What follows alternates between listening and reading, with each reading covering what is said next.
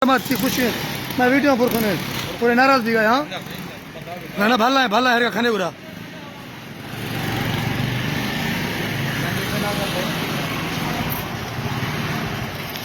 रमज़ान शरीफ जो चंड बीजी आ मतलब शराब बंद ना थी अञा रमज़ान शरीफ जो चंड बीजी आ तव्हां शराब मन बंद न कंदावे तव्हांजी मन मानियूं मन बंद न थींदियूं ईअं न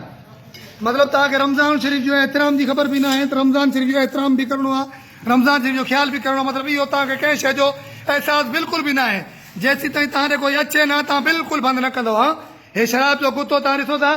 हे सरेआम हिननि जो गुत्तो खुलियल आहे रमज़ान जो चंड बीजी आहे लेकिन हे मोड़ जे लाइ तयारु न वरी बाद में चवंदा आहिनि त साईं असांखे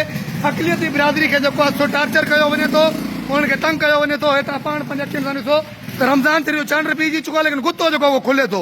बाद में इहा ई अक़लियती बिरादरी चवंदी आहे त असांखे तव्हां जेको आहे तंग कयो था पिया हाणे इंसाफ़ पाण करनि तक़लीदी बिरादरी सां तंग केरु करे थो पाण करनि था मुस्लमाननि खे या अक़लियती बिरादरी खे असां तंग कयूं था पिया